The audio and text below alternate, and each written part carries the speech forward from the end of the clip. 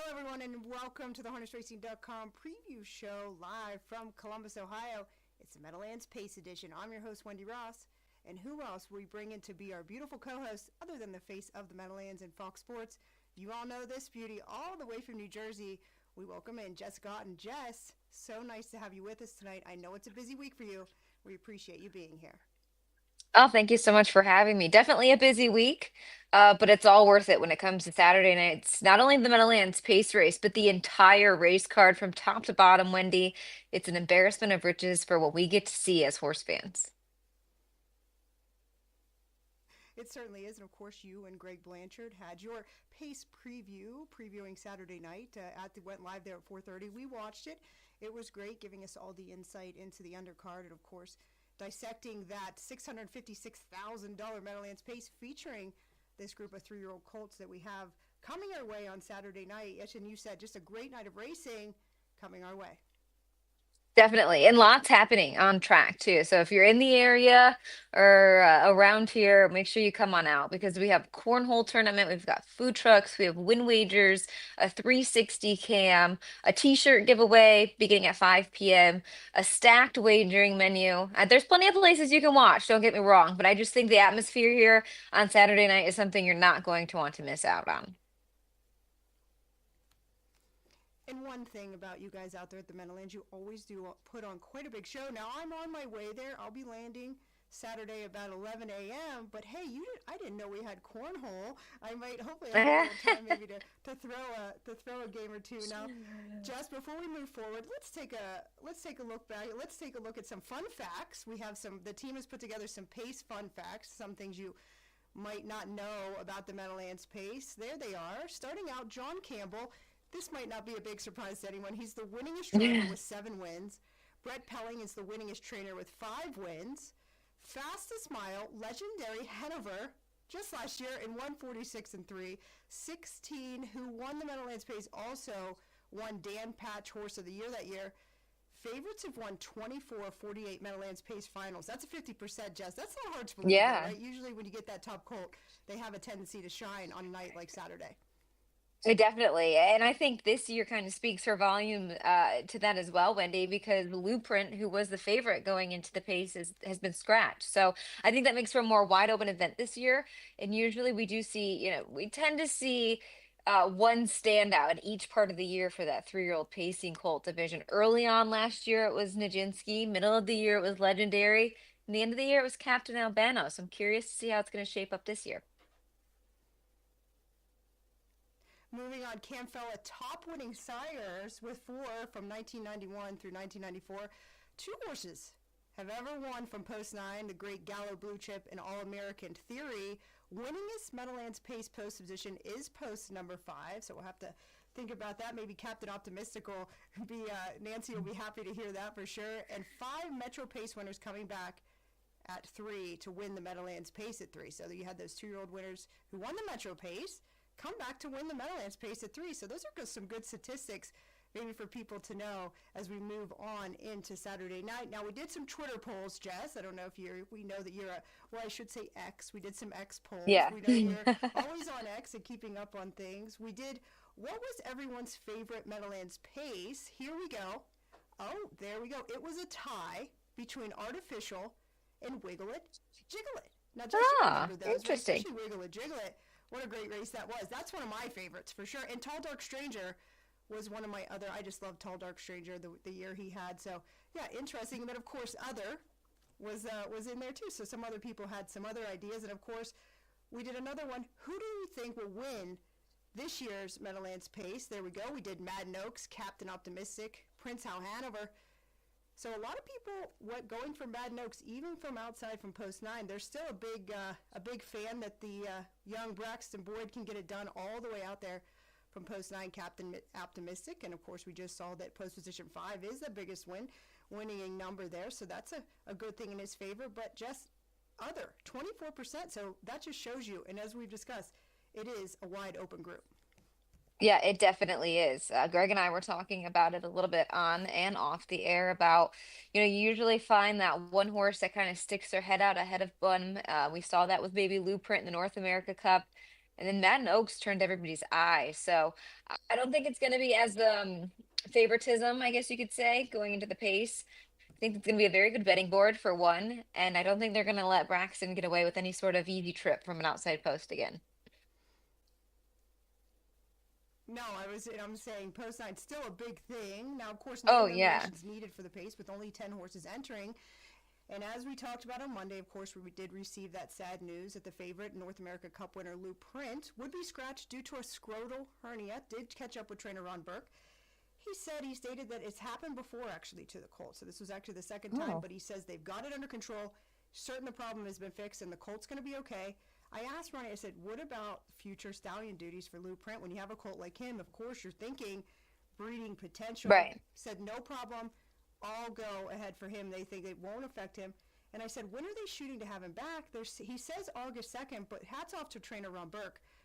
He says he will start Lou Print when Lou Print tells him he's ready. He said he sits behind him. He trains him specifically all the time. And he said when the colt's ready, he'll start him, whether it's August, September. He's not going to start him until Lou says he's ready to go. So, Jess, we wish Lou a speedy recovery, and we're going to miss him in that race on Saturday. But like we said, I think it's still standing up to be a great race, taking a look at the 9 horses that remain. Of course, I know you've talked about this race earlier. You've been looking at it all week, and here comes the 9 remaining horses in this field. Jess, like we said, it's just a wide open group. It sure is, Wendy. I mean, go from top to bottom and talk about each horse and the potential they have to get the job done in this race. There's a storyline behind each one of these horses as well, and we'll talk about it too.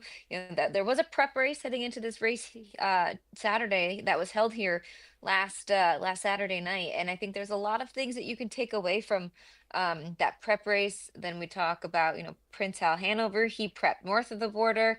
Pappy's Rocket had the week off. And Madden Oaks ended up prepping up at Tioga. So lots of different things that kind of come into the final on Saturday night. But I think that there's a lot to take away from this past week. Well, Jess, speaking of that prep race, we think we might have to talk about that.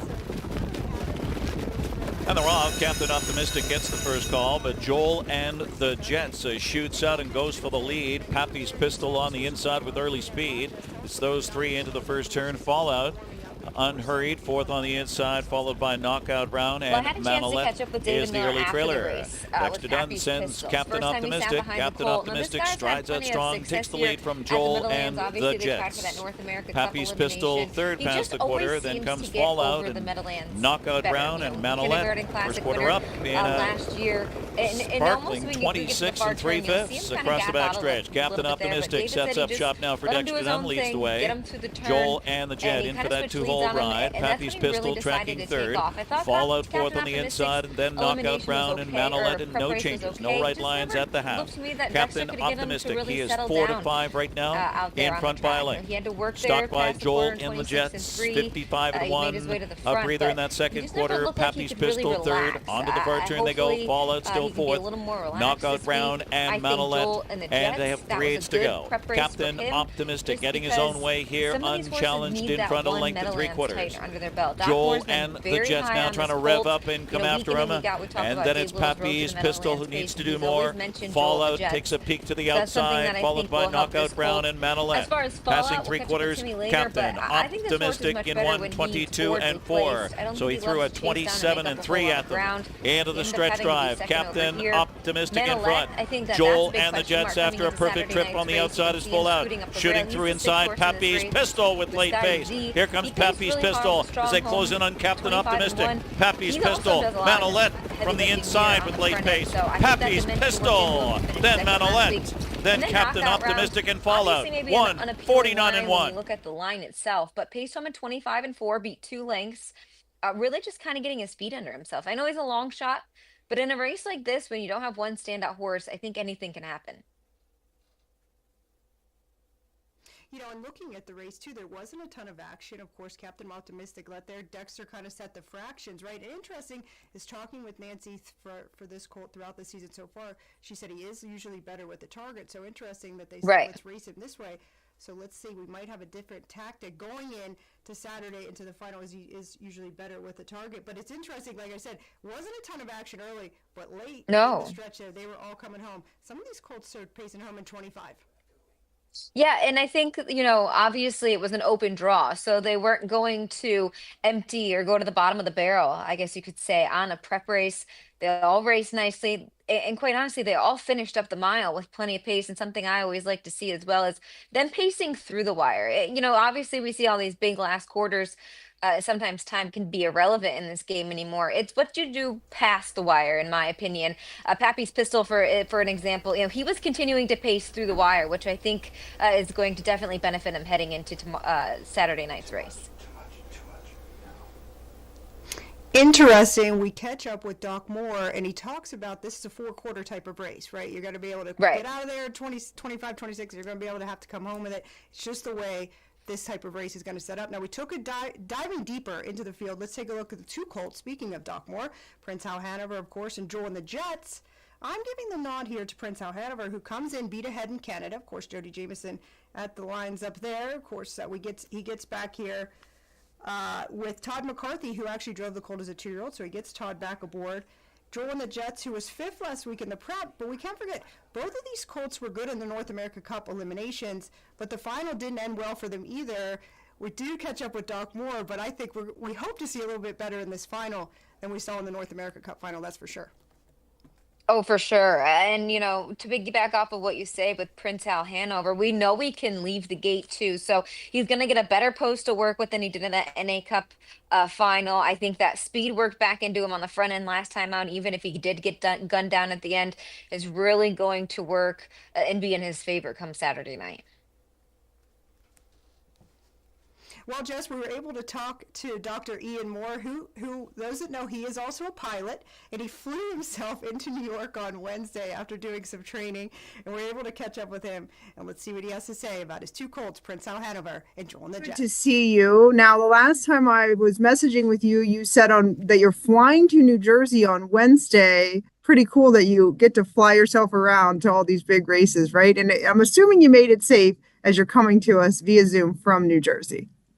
Yeah, I love it. It's a great way to go. I was able to train a couple of horses on Wednesday morning before I left, and the last one I had to kind of hurry along a little bit because there was rain coming into Waterloo, which is just west of Toronto, where I took off from, and it came a couple hours earlier. So I got off the track at 8:30, and I was airborne at 9:25. That's pretty good.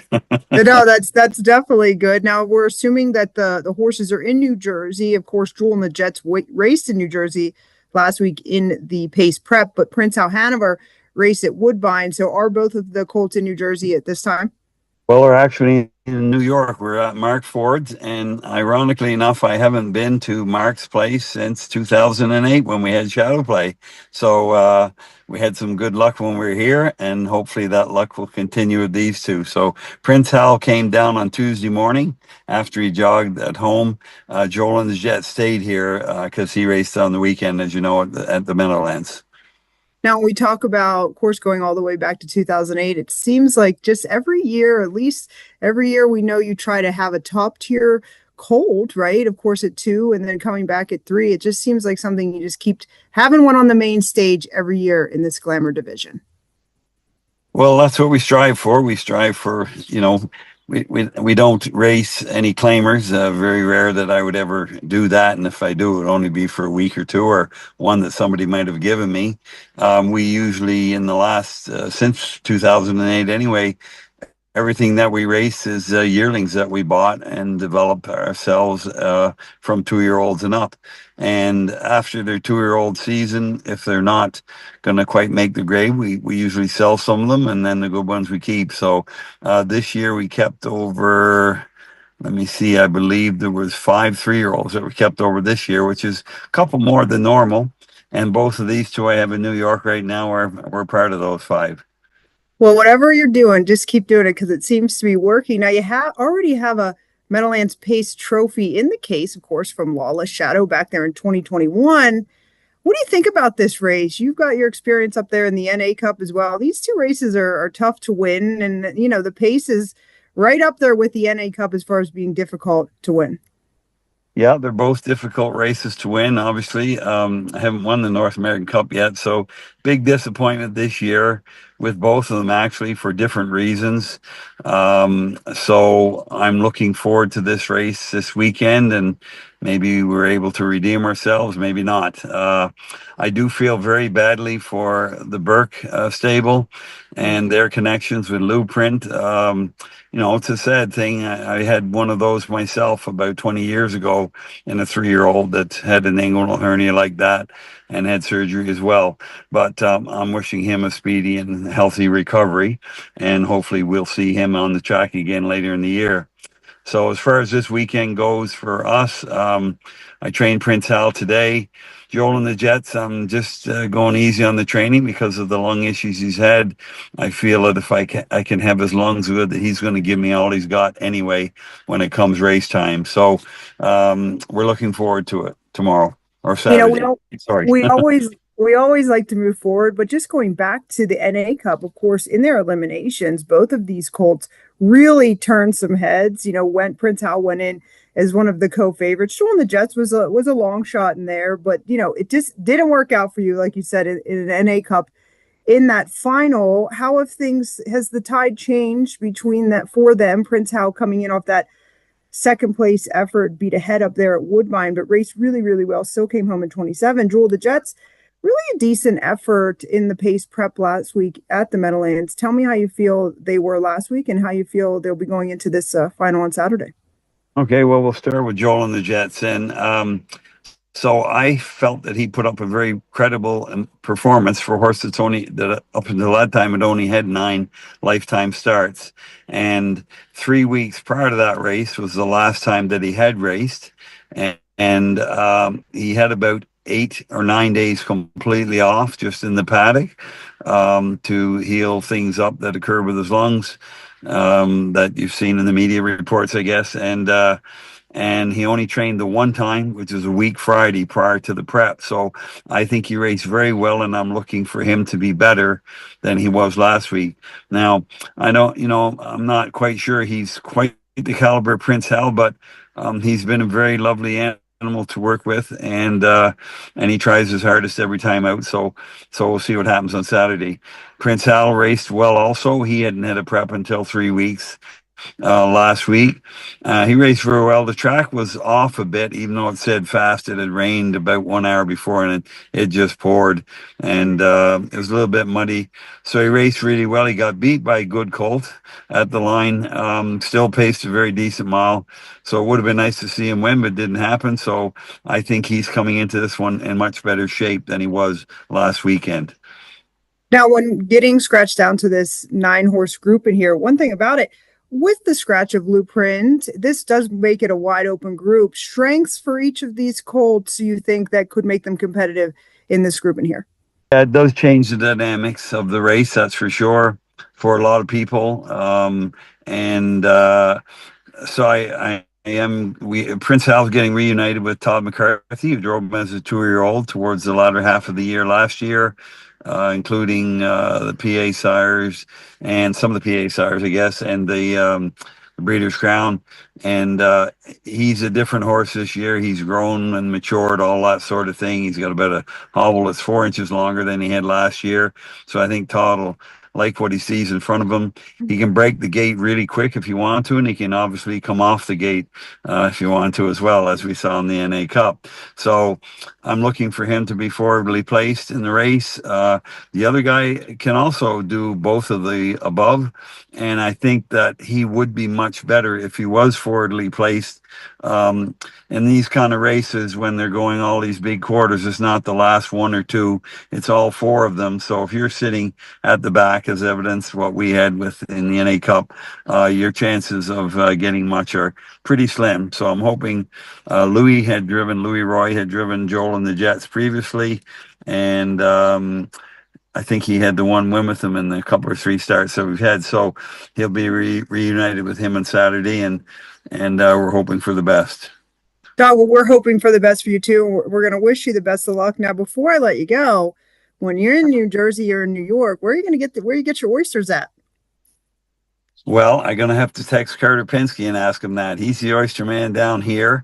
I know there's a place in Princeton, in New Jersey, that I went to last year that had PEI oysters. So maybe we'll try that. We're going out for supper with Mark Ford tonight. I'll have to tell him we want to go to Princeton, I guess, if it's not too far away. So we'll find some somewhere, I'm sure. Doc, thank you so much for your time. We're going to let you get back to work there and having fun in New York, but we'll look forward to seeing you on Saturday, hopefully in the winner's circle. As for us, stay with us. We'll be right back.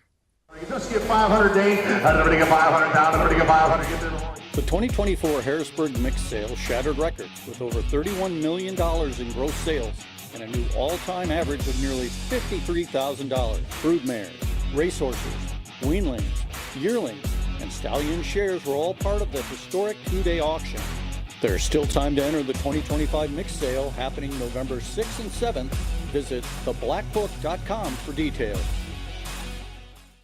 Winback Farm graduates have earned close to $465 million and have won nearly 50,000 times, selling yearlings eligible to Delaware, Indiana, Kentucky, New Jersey, New York, Ohio, Ontario, and Pennsylvania, producing yearlings from outstanding sires including American Ideal, Bettor's Delight, Cattle Wash, Courtly Choice, Father Patrick, and a Great McWicked. For more information, winbackfarm.com. Want to own a racehorse? Now you can with VIP Internet Stable, the #1 harness racing partnership in the U.S. and the first partnership to earn $3 million in a single season. Own as little as 0.5% and experience 100% of the thrill of your horse coming down the stretch. To learn more, visit VIPstable.com or call us at 877-847-9461. VIP Stable, putting fans into the winner's circle. The HarnessRacing.com preview show is sponsored by the Standardbred Horse Sales Company. The Harrisburg sale from the Standardbred Horse Sales Company is coming your way November 3rd through the 8th. There's still time to enter the mixed sale happening November 6th and 7th. Visit thelittleblackbook.com for all the details. And by Winback Farm. Winback Farm, dedicated to putting you in the winner's circle. And by VIP Stable. VIP Stable has been turning horse racing fans into racehorse owners since 1999. And now it's your turn. Join VIP and experience the thrill of harness racing ownership. For more information, visit www.vipstable.com.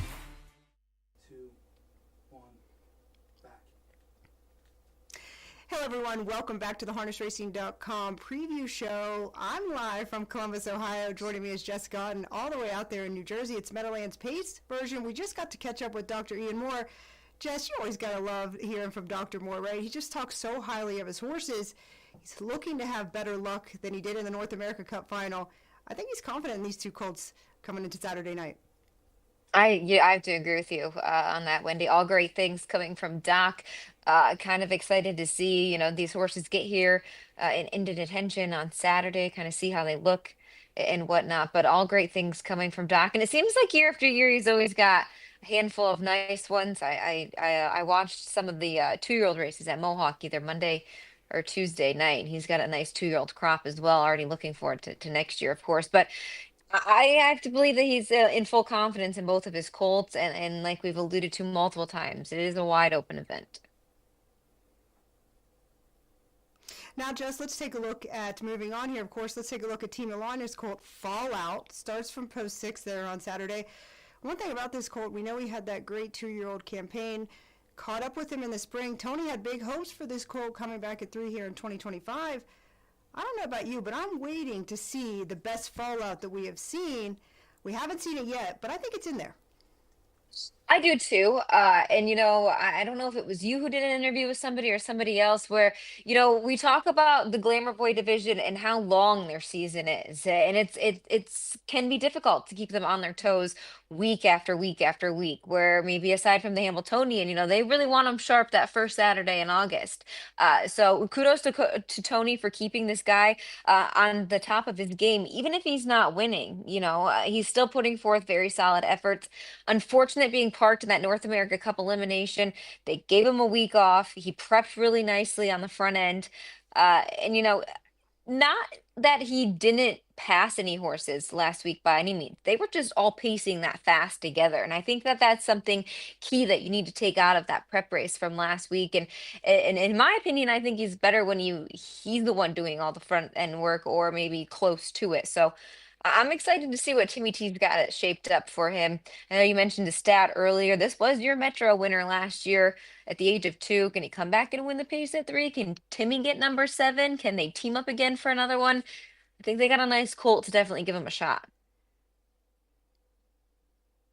Well, Jess, here's the good news. We were able to catch up with driver Tim Tetrick as he talks about a couple of the things, the few changes that they made from last week going into this final on Saturday, and also how he thinks it takes the colt about 4 or 5 starts to really get his legs underneath him and to get fit for the season. And also Tim talks about what it means to him to have six pace trophies. Hey, Tim, so glad to be able to catch up with you. Now, I don't know what side of the bed you woke up on today, but I want to give you some really good news. Of course, we're going into Meadowlands Pace Weekend, so we know you're always in a good mood, but I want to let you know a little fun fact about yourself. You're second all time in Meadowlands Pace wins behind the great John Campbell. That's got to make you smile, right? No matter what kind of day you're having. And I think I'm giving you good vibes going into the race day today at Chester. Anytime you can be in the same conversation with John Campbell, you've got to be appreciate the things that you've got to do. So it's a big honor, and I'll take second to Campbell all the time. When we think about it, your first Meadowlands Pace was 18 years ago, just yesterday, right? In 2007, with a horse by the name of Southwind Lynx. What a special horse he was, especially at that time in your career. Oh yeah, he was he's the first horse I drove that won $2 million races in the same year. And, he won the race at Yonkers, the Art Rooney, and then come up and win the pace. So, and for a good friend of mine, George Teague, and connections out of Delaware. So, that horse was a lot of fun. It was a lot of fun, but hey, he won it in 149, and there was $1 million on the line that year too, right? But it's hard to believe that 149 was that was then, that the times and things have just progressed so much since then. Yeah, 18, 20 years ago, 49 mile meant something.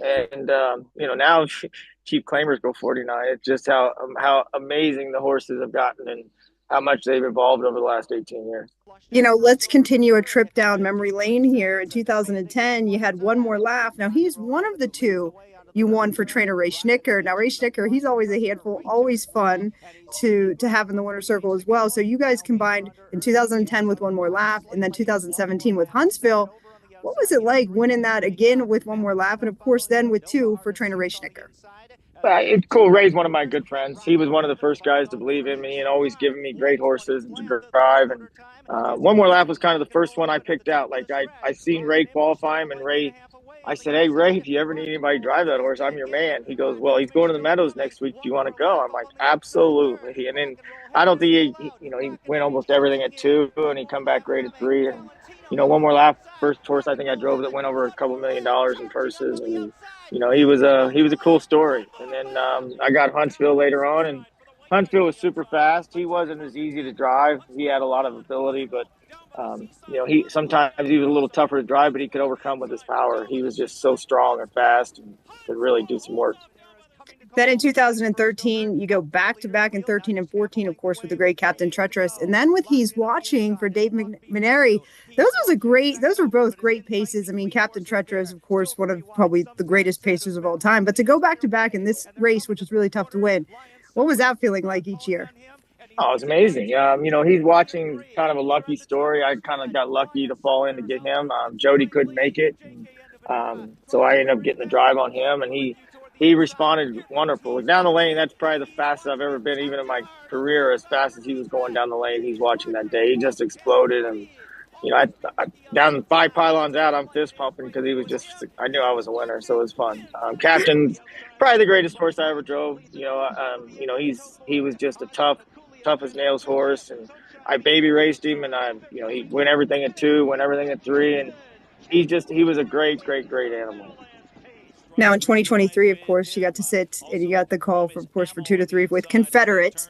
Speaking of a great horse, he was a ton of fun. And I remember interviewing you. He gave you that 6 Meadowlands pace. He was super. Oh, he's an amazing horse. He was kind of the horse that, if you had 18 years ago, you expect him to win. He was a closer most of the time. He could do it on the lead, but, he just worked out for him. He got a lot of good trips, and he could just fly off a helmet. he was probably the easiest, best horse I ever drove. I had so much confidence every time I got behind him. For you and I feel like we've been doing interviews and talking about racing now for so long. And one thing that's always stuck out to me is I've watched your daughter Trista like literally grow up throughout these winter circles, because she certainly has through all of these years. What has that meant for you every year to just get back to doing such great things and to just watch her grow and just be with you through all these years?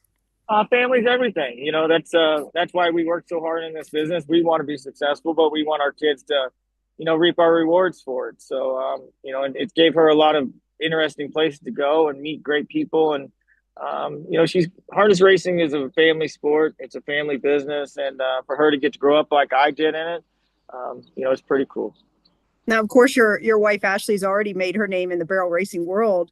And now Trista's kind of making her own name, right? She's dabbling in there and she's getting really, really good. You got to be proud of her. Absolutely. And I'm just proud of her because she's jumped in both feet, and she works her butt off in the barn, outside the barn, and not just at the shows. She's not one of those girls that, we saddle the horse and she goes out there and runs. She's doing all the work in behind the scene and taking care of her horses. So that's most impressive to me. She's a hard worker, and I'm super proud of her for that. Tim, let's get down to business, of course. We've got $656,000 on the line here. This group for the Meadowlands Pace has been scratched down to a field of 9. You got the Colt fallout. No, it's no surprise that the Colt's been going to step up here and be on this big stage level, having after the year he had it too. Take us through this year with fallout, though, and of course, how you think he's going to match up against this group on Saturday. I think he's going to be really good. I'm super pumped about him. I think I've got one of the better horses that could win this race. His last start, we just took him back, and, it was a prep race, and he paced home strong. I know they're adding Lasix to him, and this week for the final. We've made a few changes, and I know he's going 4 aluminums, and, the track's been pretty deep. So I talked to Tony afterwards, and I said, I just think he's not getting hold of the track. And anybody knows him last year, he started out slow, and then by the end of the year, he was on a pretty good run. So I just think it takes him 4 or 5 starts to get his legs up under him, and I think he's ready to rock. I think he's one of the ones to win. He is a big, strong colt. We caught up with him and Tony in the spring, and I know that they just love him, and then he's grown up, and they think that he's got big things ahead of him. So, hey, it's only July, like you said, and maybe Saturday is the night that we get to see him step up and be the fallout that we all know that he can be. Oh, absolutely. He did the same thing at 2, like first half of the season. He was just kind of there, and then he went back to Canada for the Metro, and he broke loose, and he went to Lexington and went in 48. And I just think he's coming into himself. He reminded me so much of his daddy, the way he looks, the way he's gated, the way he's handles himself. He's so laid back in the bike and laid back in the bits. And, I think it's going to be time to go time. We're going to wake him up, and I think he's going to show how good fallout can be. Tim, when you see a horse, we talked about, for those watching that might not be aware, say first start Lasix, how do you feel that really helps one step up, especially when they need it? Well, I'm a firm believer in it. I never want to see a horse suffer from bleeding or anything. And I just think he's lacked a little bit of confidence going under the wire. And I think Lasix could really help him. And, it's just something to help the horse and make sure he comes out of the race better. And I think it's going to help him. Tim, thank you so much for your time. We know you're a busy guy. It was so nice to be able to catch up with you Sunday at the Hall of Fame. That's always a special day. And we wish you the best of luck today at Chester. Be safe, and we'll look forward to seeing you again on Saturday. Thanks, Wendy. I much appreciate it. Thank you, guys. Thank you. Stay with us. We'll be right back. Hey, Transition Alliance was created in 2019 to inspect, accredit, and award grants to approved organizations that acquire, rehabilitate, train, and rehome standardbred horses. Since 2020, the STA has issued over $725,000 to accredited programs. Today, STA-accredited aftercare organizations are providing placement opportunities and safety net services to thousands of standardbreds and their adopters. Want to help? Visit standardbredtransition.org to donate today. I'm awful glad I won. The Hamiltonian, it's one of the most prestigious races. It's quite a thrill. It's one of the biggest thrills of my life. We delivered. The horse delivered. It was amazing. I can't believe it. I am stunned. I'm absolutely stunned. This is obviously the pinnacle. It's just something that I can't explain. And this is just an absolute dream come true. It feels good now, but I'm sure it's going to feel even better tomorrow. For me to do it, this is my moment. I might have got a little excited.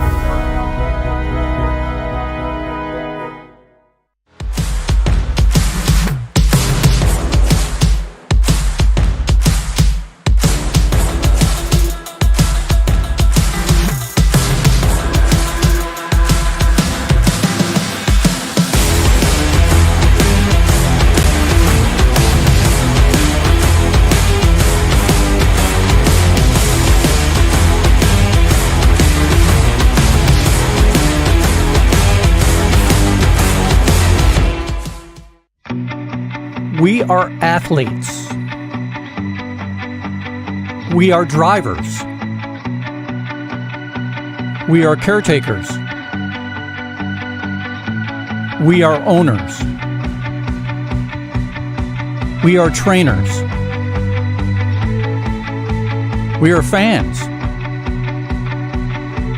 We are harness racing.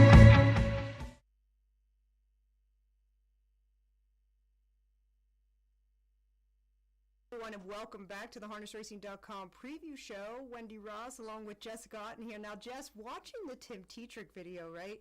Talk about a trip down memory lane. From the race video quality to the race bikes, and of course the speed progression, going from 149 when he won it with Southwind Links, and of course the legendary Hanover winning it in 46, and it changed last year. Crazy.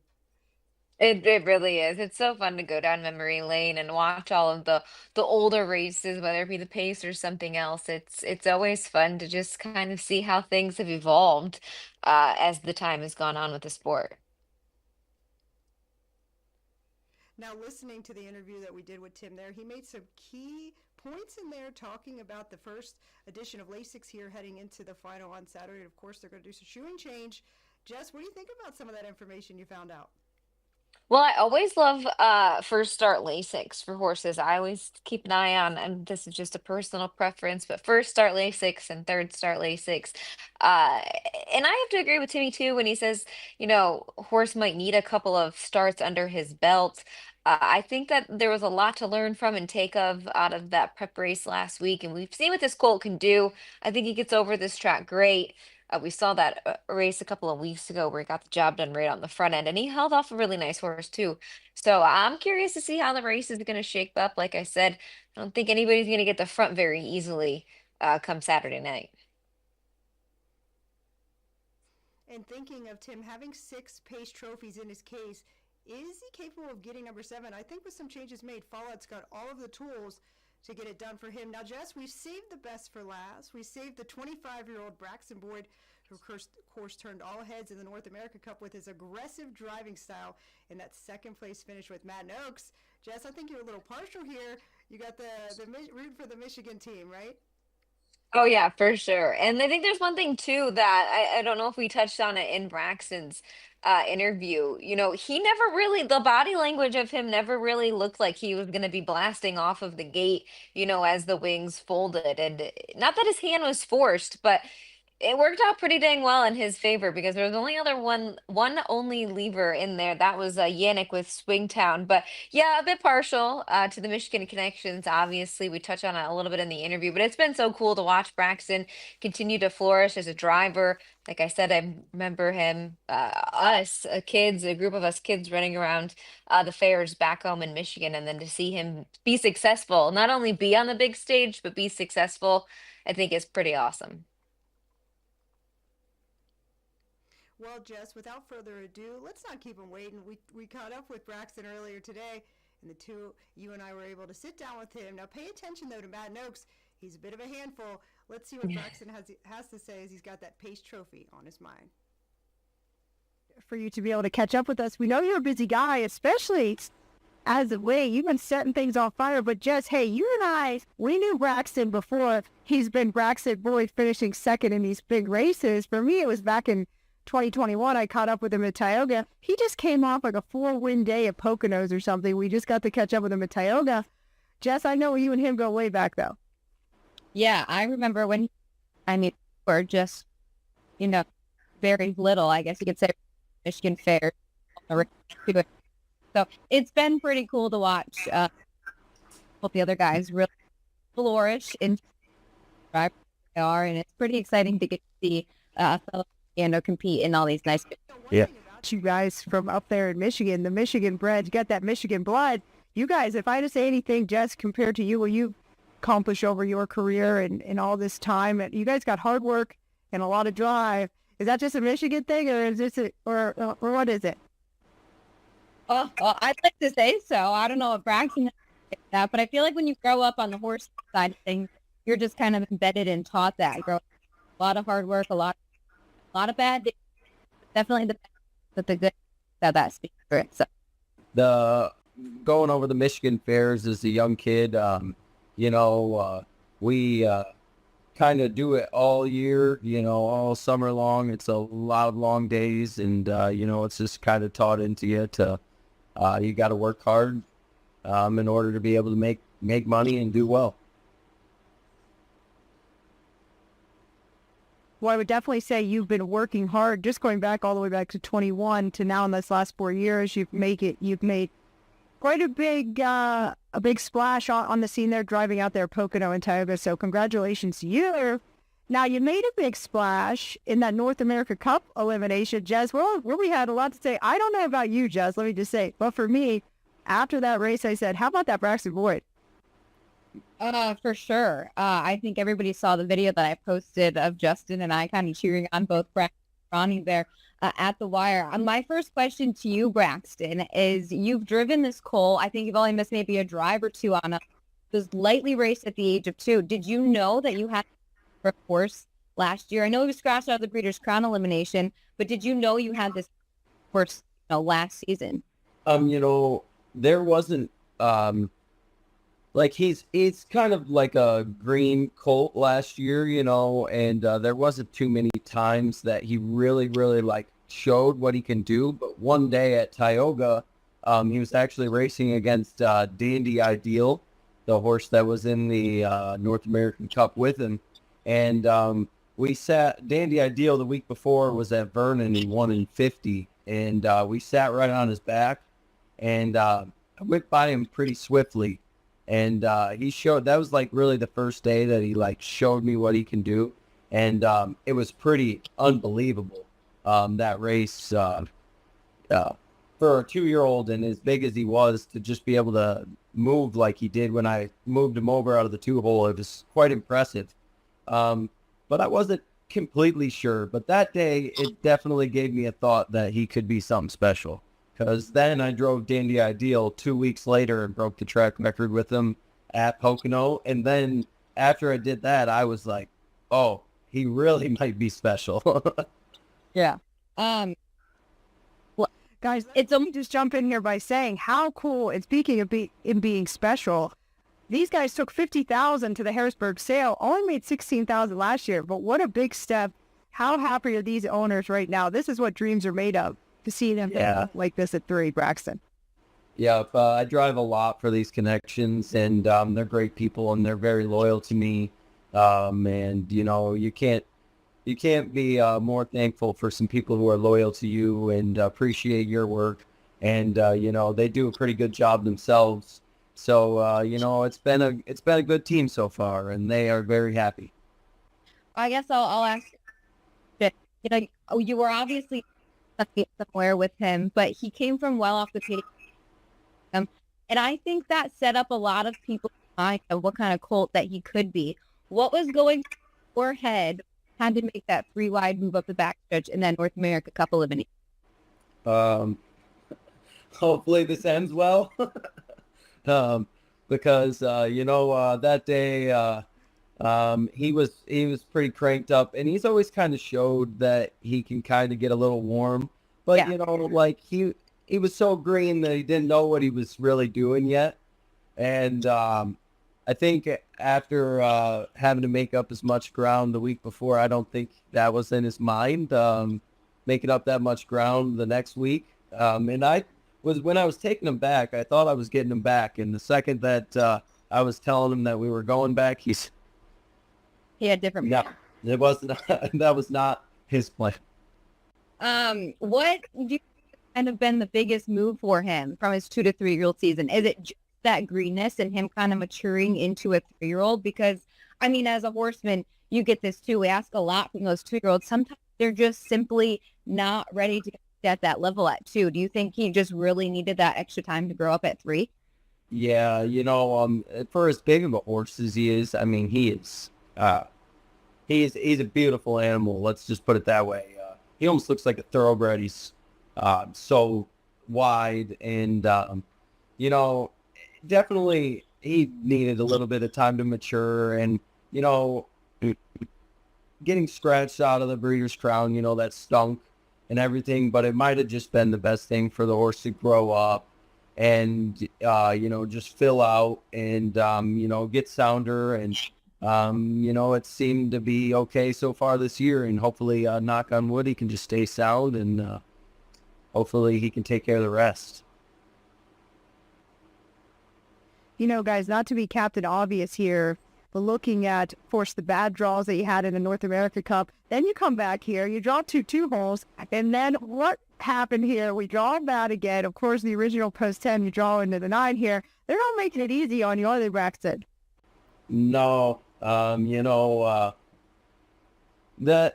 definitely doesn't help anything, but with the wheels my horse has, usually, we can kind of do with whatever post we get.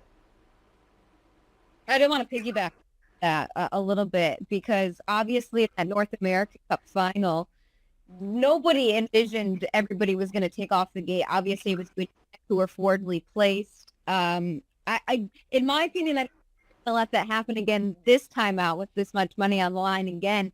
What would be the perfect ideal trip for you? Because obviously we know he's quick off of the gate, but if you get in a spot where you have to maybe duck him and maybe just float on out of there, do you think he's capable of overcoming that? I think the horse is really better with the target.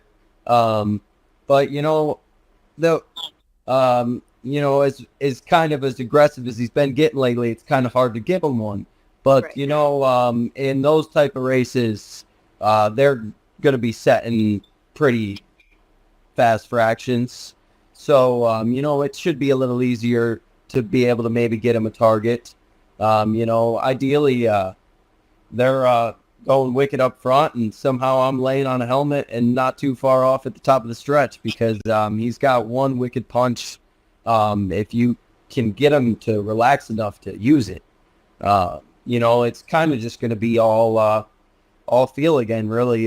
Kind of hopefully just go out there and we'll go behind the gate, see how he feels, and just kind of play it by him, because he's not really one you can really have too much of a plan when you're driving him, because he's just not as easy of a horse to drive where you can really kind of map it out and everything. With Blueprint being scratched, it changes maybe the complexion of the race, but I think it makes a lot more watchable.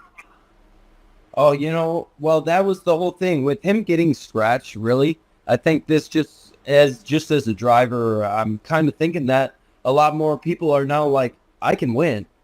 And really, there's every horse in the race is very capable horse. And now with him being scratched, I think it just kind of opens up everybody's eyes to think that I think everybody feels like I do. They have a chance to win, and they have a big chance. There's only 9 horses in there. You just got to beat 8 of them. And, there's a lot of good horses in there, but that could, hopefully maybe work out in my favor, maybe making other people think they have a really big chance to win. Well, Braxton, I think you've just about covered everything we need to know, and, we're going to be rooting for you. That's for sure. And all the way, it's really just a great story for you, and we're so proud of you. At only 25 years old, Jessica, of course, all the way from the Michigan Fairs to being the favorite with the 9 hole. It's so nice for both of you to get to chat together. And Jess, I know you're rooting for in this final Saturday. I can't. You're on. I literally for the North American Cup. I should bet this exact at the Michigan boys, and I didn't. Paid like $100. What thing for Brax? He had a prep race last weekend.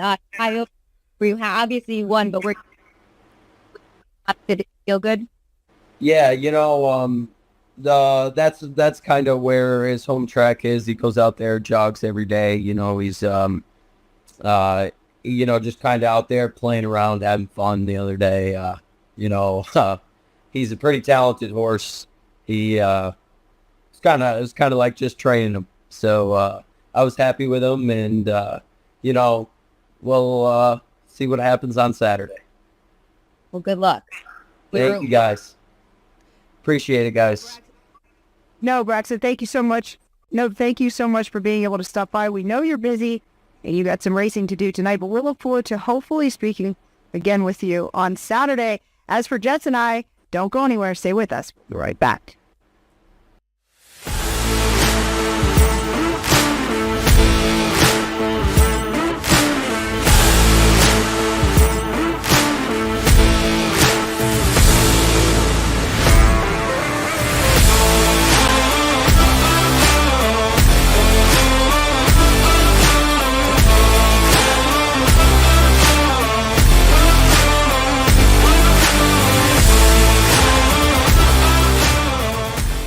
Become a member of the United States Trotting Association and take advantage of special benefits including pathway savings, member pricing on American Horse Council publications, and discounts on products and services, and so much more. USTrotting.com is where you'll find entries and results from all the racetracks and get behind-the-scenes stories as the USTA visits farms and stables before major races such as the Hambletonian, Little Brown Jug, and Breeders' Crown.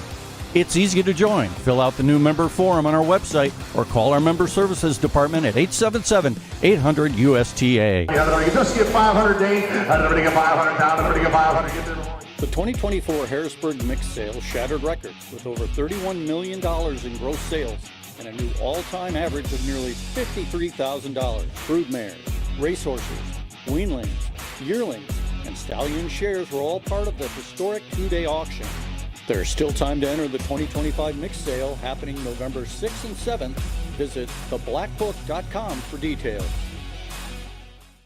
Winbank Farm graduates have earned close to $465 million and have won nearly 50,000 times, selling yearlings eligible to Delaware, Indiana, Kentucky, New Jersey, New York, Ohio, Ontario, and Pennsylvania, producing yearlings from outstanding sires including American Ideal, Bettor's Delight, Cattle Wash, Courtly Choice, Father Patrick, and the Great McWicked. For more information, winbackfarm.com.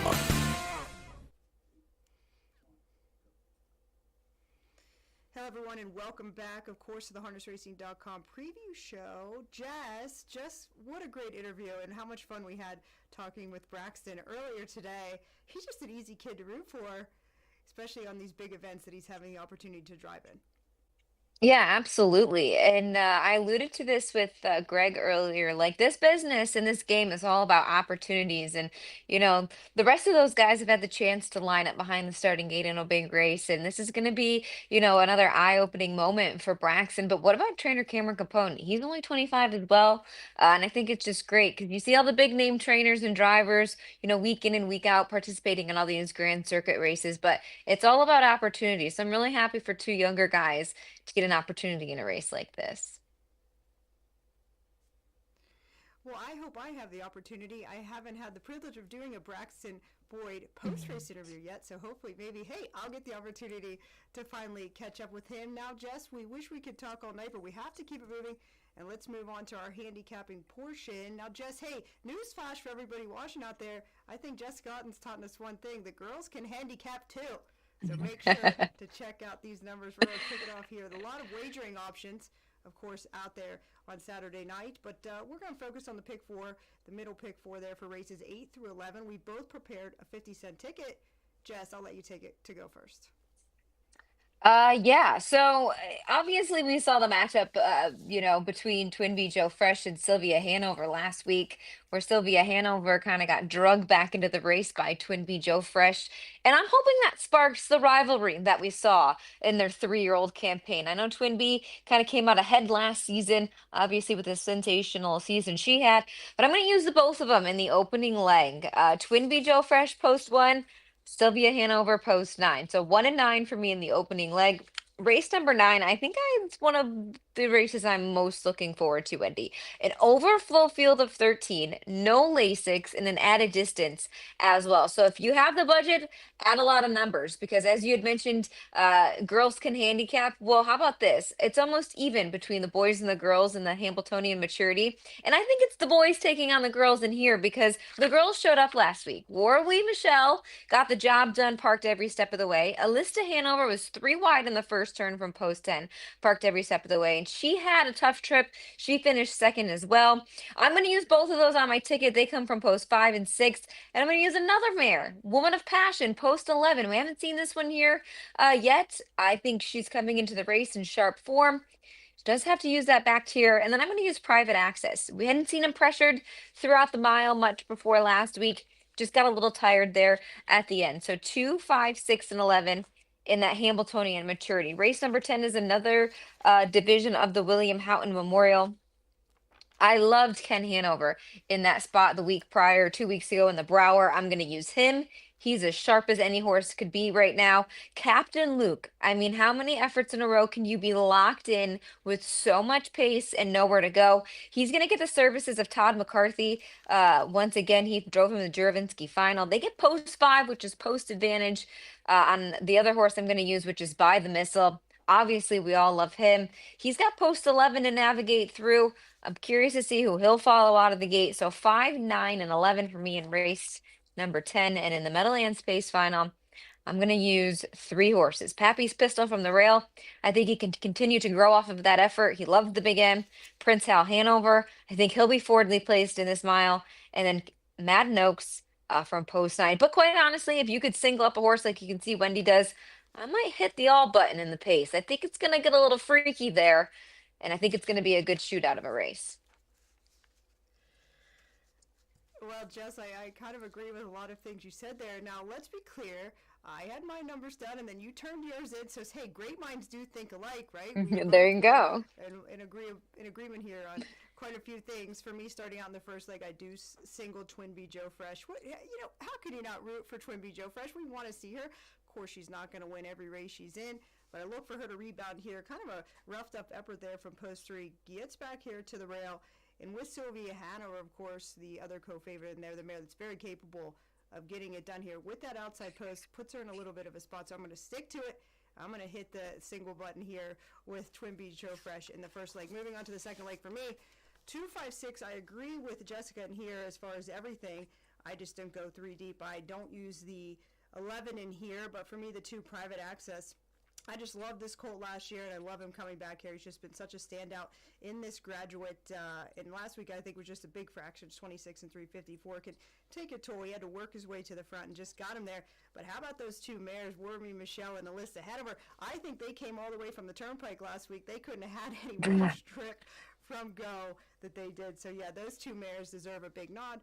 3 deep in there for me, 2, 5, and 6. Moving on to the third leg, of course, race 10. And just to add, like you said, Jess, with that 13 horse field in that second leg, that's going to cause, I hope things could get a little bit western there. That's a lot of horses. Yeah. It's going to set up for a really great race. Third leg for me here, race 10, 3 deep for me, led by the 11 in here overall. I think By the Missile is the one to beat. But for me, 5, 9, and 11 here, Captain Luke. He's one of the 3 4-year-olds taking on the older group in here. And he's just been knocking on the door, like you said, Jess. Still getting home, doing his work. He's a horse that likes to be forwardly placed, but he's going to trip it out late. So if he can get himself in a good position, he likes to do his work late. And he's right there at the wire. If things set up for him, I think he's definitely one to look at. Of course, Ken Hanover. What can you not say about Ken Hanover? He's in search of 6 in a row. He's having a great year. This horse has always been a good horse right there, kind of underneath a lot of horses. His 3-year-old year, his 4-year-old year, coming back here at 5. He said, hey, I'm Ken Hanover. I'm here to play every race that he's been in, and certainly one not to overlook, especially with the gate speed as from post 9. By the Missile, of course, with drawing the inside there. He's going to be a factor. He's versatile. He can do just about anything he wants for Yannick. The race plays out for him. He's going to be coming if we see him continue to be the By the Missile that we know he is. For me here, you talked about it. You said it. For me, I had to go 5 deep, but this is just with that pace final. It's one of those races. If you single in the first leg, you could certainly hit the all button in the last leg. And for me, I didn't know where to land. 5 deep for me. Prince Hal Hanover is just really, really just a nice colt that's capable here. He's going to take advantage of that long stretch. The 5, Captain Optimistic, like we said, was that prep race, the race the way he likes to do it? Probably not. Going to see if they'll change the tactics, of course, coming into the final. The 6, Fallout, I really wasn't a fan at first, but after hearing the changes they made, of course, the addition of Lasix, making the shoeing change, for me, I think Fallout deserves a big nod in there. Going to give him a big option for me. The 8, Manolette, can't overlook that 25-1 last quarter, coming all the way from last in the prep race. Manolette is going to be one to look at. If you got a little bit extra value and you don't want to go deep, he's going to be your best value. He's going to give you a little bit of, if you got some extra, put some on him. And of course, 9, Mad Noakes, the favorite. You can't leave him off, of course, if he leaves. We saw how aggressive he can be for Braxton Boyd. He's a big horse. He likes to kind of just do what he wants. So we're going to look for Braxton to go forward. I think this is going to be one of those races. It's going to be a lot of front-end speed. It could set up for some of these horses to trip it out late just for me. So 5 deep in that last leg. Like I said, hit the all button if you want to. 22.50 for me. Now we move along. we put together some best bets. Now, this is another thing we don't want people to know. I had my picks, and then Jess brought hers at 2. We both have to go to race 4 in here. Jess, you go with the 3. Some nice colts that we get to watch here on Saturday night. That you go to the 3. Go, dog, go. I do. And this is just a little bit of a preview of hopefully what we get to see that first Saturday in August for the 100th Hambletonian. Go, dog, go. Big fan of this guy last year. They took the trotting hobbles off in his 3-year-old season. He's 2 for 2.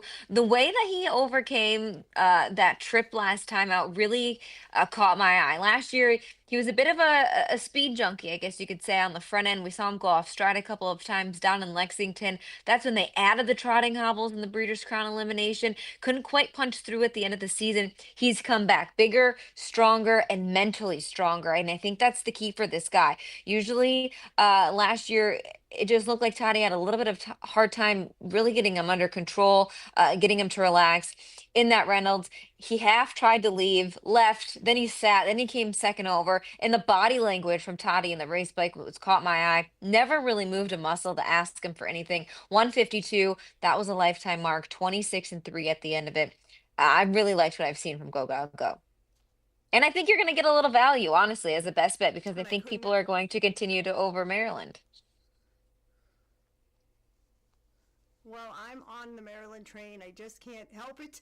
I've been, skeptical about him. Of course, we thought this year was going to be a huge year for him. But one thing about Marcus Melander, they know how to have these horses right at the right time. A little bit of a slow start for Maryland. We know it's in there, though.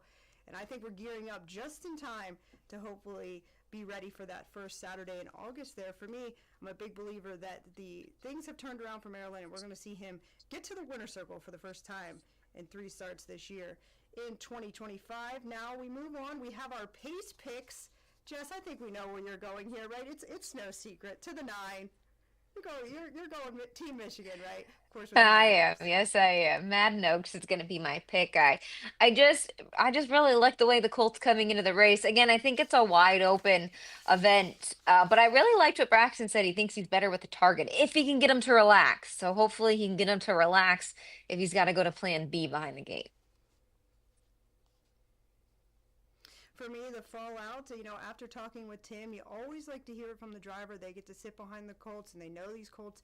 Said he thought he was good in the prep race. He thinks he's just getting better and better every start. Could the shoeing changes and that additional Lasix be the tools we need to get Timmy that 7th Meadowlands Pace Trophy? I'm a believer. For me, I'm going to go with fallout. Now, Jess, we didn't prepare a graphic for this, but if you had to give out a price play, what do you think it would be for you on Saturday? Well, I honestly wanted to give out Captain Luke. I just had a really hard time going against Ken Hanover. I think he's just too sharp right now, but I wouldn't count Captain Luke out. I think he's got a good shot from post 5. My price play, I think people are going to continue to overlook Alista. She went off at 15 to 1 in that graduate final, 3 wide sitting 8th at the quarter pole, then never saw the pylons. She had a big trip to overcome from that post 10. Even in the week prior, she was shoveled to 7th on the rail before she ended up getting out. She'd been a second behind Private Access. Better post to work with. She's sharp. I know she's 0 for 5 this season, but she knows how to win. She was a 12-time winner last year from 18 starts. 5 to 1 on the morning line. And again, I just think she's going to be overlooked. Lots of horses to be able to spread out your money with in that overflow field of 13. To add to Alista Hanover, her trainer Annie Stobie, of course, is very big on social media, letting people see their horses jog and letting them in there. She had a video that she put up Monday, I think, of Alista jogging. She looks good. She looked as crisp as she could be out on the track. You like to see that coming out, especially off that parked effort that we saw a few days prior. So Alista, I think she's looking good. For me, if I had to give out a price play, for race 7, I'm going to go to the other division of the Houghton there. I'm going to go to number 5, Captain Albano. And of course, I am a big Captain Albano fan. You're going to get him at 8 to 1 morning line. Takes on an older bunch in here, of course, coming out of that graduate. Now, I know we haven't seen him, but he overcomes. He's had 2 post 10s, right? He draws a little bit here. Could he be another one that's just gearing up and getting himself fit at the right time here? So I don't know. I think at 8 to 1. If you're looking for something to throw a couple extra dollars on, I like Captain Albano in race 7 in that other division of the Houghton. Yeah, obviously, it was pretty much between him and Nujinski, so we thought, in that graduate final. But he still put up a good effort. You know, he had a lot of work to make it out to be a good trip, and it just didn't work out in his favor at the end of the mile. He still held in for fourth. He's going to continue to take steps forward, I believe, off of that effort. Well, Jess, you know, there you have it, everyone. And Jess, what else do we got that you'd like to mention as far as wagering for coming our way for Saturday night? Well, we have a couple pick fives. We have those three pick fours, a $50,000 guaranteed, a $100,000 guaranteed, and then a no guarantee. But we've got win wagers for Saturday night available. You can sign up. You must be on site. We have a 360 camera in the lobby. Make sure you check out cornhole, food trucks. We have Meadowlands Space T-shirt giveaway. First 5,000 guests starting at 5 p.m. We'll be on Fox Sports 2 from 8 to 11. So a national broadcast with just the Meadowlands on it, which I think is great. We'll be YouTube and Facebook Live, so you can catch all the action there. Got 14 races on tap, 6:20 p.m. And honestly, we race tomorrow night as well. It's leg one of the New Jersey Sire Stakes action for the 2-year-olds. So always a fun time there. But it's going to be a really great night of racing from top to bottom on Saturday. An embarrassment of riches. I think we've got a lot of matchups we're really looking forward to. The atmosphere is going to be great. The crowd's going to be great. We're going to have a special drivers parade as well to introduce the drivers with a t-shirt toss and such. So make sure, if you're able to come out on Saturday night. We have parades, cornhole, food trucks, and much, much Got more. it all. Thank you so much for taking time, stopping by with us. Yeah, no, we're so glad to have you. And thank you so much. We know you're busy out there, and we enjoy everything you do for the sport, watching you on Fox Sports with you and Gabe. It's just super cool. And thank you so much. And we'll look forward to, I know I'll be seeing you Saturday night. And thank you so much for being with us. As far as us, thank you so much for watching. And make sure to tune in next time, as we'll be live from the Meadowlands on Hamiltonian Day, Saturday, August 2nd. Want to say thank you to our sponsors, the Standardbred Horse Sales, VIP Internet Stable, Winback Farm, the Standardbred Transition Alliance, and the Hamiltonian Society. Also, you can watch all of our coverage from Saturday's Pace Night, and all of our U.S. Trotting and HarnessRacing.com platforms. On behalf of myself and Jess Gotten, thank you so much for being with us. And until next time, good night.